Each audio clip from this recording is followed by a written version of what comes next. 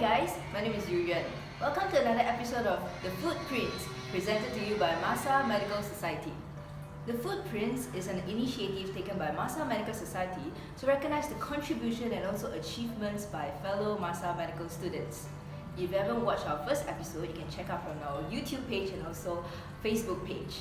The link is in the description box below. Today, we have a very special guest with us.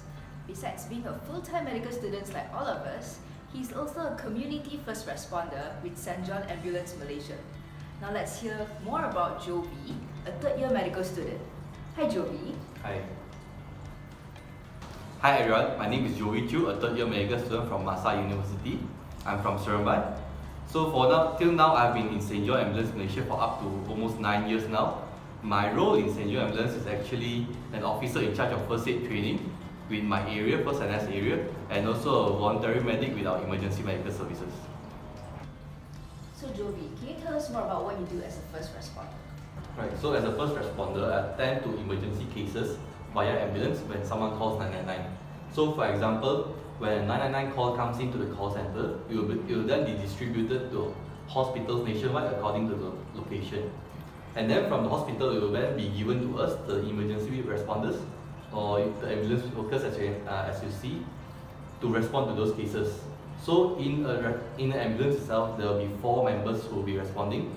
One will be the driver, another one will be the medical assistant from the hospital, and 2 more members from St. John Ambulance, which are our own members, who will be helping the medical itself. So in total, there will be 4 medics working on the patient. That sounds like a very challenging job you have right now. So can you tell us more about what was the most challenging call you ever received as a first responder? Yeah, I remember it was around 2 years ago. That time it was during the Hari Raya holidays, and we received a call around 2 o'clock in the afternoon about a car crash somewhere in Seremban, around Rasa area. So it takes around 10 to 15 minutes from the hospital to the scene itself. So on the way to the scene, we also met up with our colleague from the fire rescue department, and they were on the way to the scene as well also.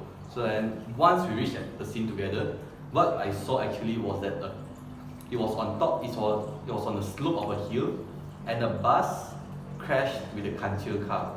And an entire kancil car is underneath the bus at that time. So we thought it would be a mass casualty incident with a lot of patients, but luckily the bus was empty, and there was only 2 patients, which are the driver and the passenger of the kancil car. So the whole kancil was completely destroyed. It was under the bus, and however, lucky for the 2 patients, they were pulled out from the car by members of the public. So when we went there, and both of them have extensive facial trauma. There are multiple open fractures around their upper limb, and there was bleeding all over their body. So how did your team manage this case?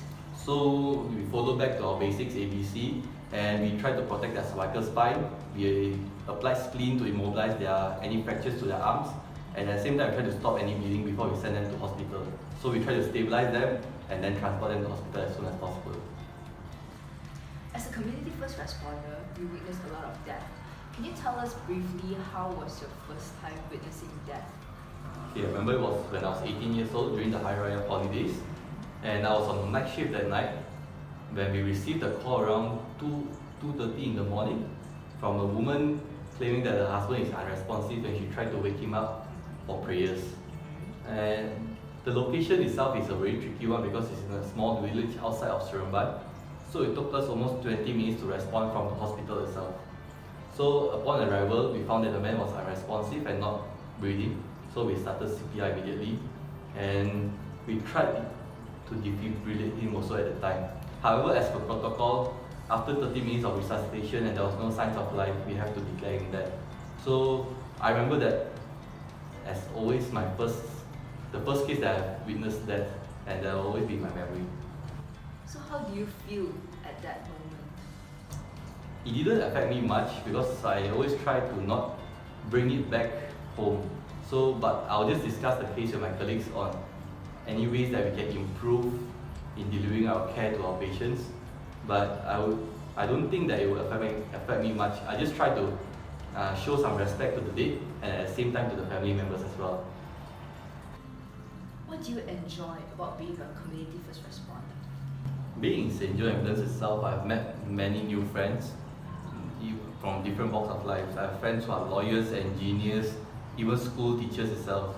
So they have given me myself many different thoughts on life and also on experiences. So I guess it's a very good exposure, not just for me, but for anyone who wants to join us also. Besides being a community first responder, what do you do in St. John Ambulance? I'm also an officer in charge of first aid training for the Seremban area, which is first NS area in Negeri Sembilan. So we usually conduct first aid classes and also first aid training for school students and also for the corporate companies. So we have certain schools under us where we will go to conduct regular trainings and to brush up on their first aid skills every now and then, more like once a week. And for the corporate world, sometimes when we are invited by the company itself, then we will conduct a 2-day first aid course and certification for the employees. So some example of companies that I've been to are like Coca-Cola Malaysia, Samsung, and also Philip Morris. If students are interested, where and how they should sign up to be a volunteer? And what are the qualities and qualifications that they should possess?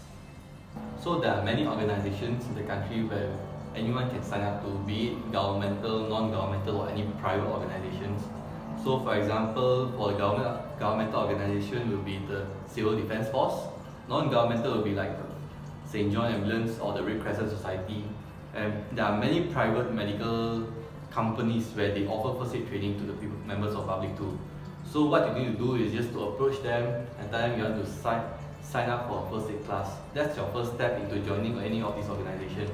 So in the first aid class itself, you undergo a first aid certification course where you learn on the basics of how to do CPR, how to do choking, how to release someone from choking, how do you stop a bleeding, and how to immobilize someone who has a fracture or injury to their limbs. So after passing this course, you will be accredited as a member, and that's when you can start your journey to volunteer with any of these organizations. So talking about the qualities, there are no age restriction for anyone to join. Anyone above 12 years old will be welcome, and we do not limit, as in like, for example, anyone older than 65 is not welcome. We welcome everyone and anyone. So you can just walk into any of the centers, any of the office or headquarters, and just sign up and say that you want to take a first aid course anytime. So Jovi, do you have any take-home message for our friends out there? Okay, first aid is a very important skill that should be acquired by everyone.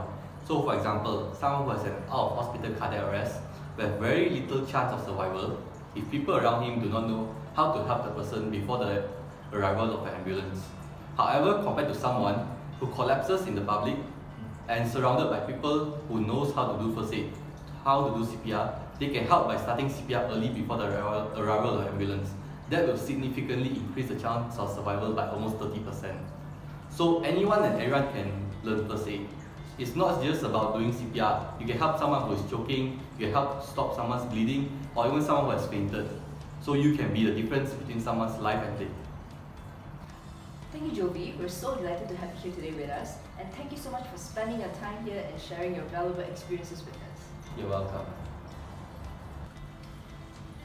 Sign up to volunteer as a first aider today. You can be the difference. Thank you so much for watching. We'll see you next time.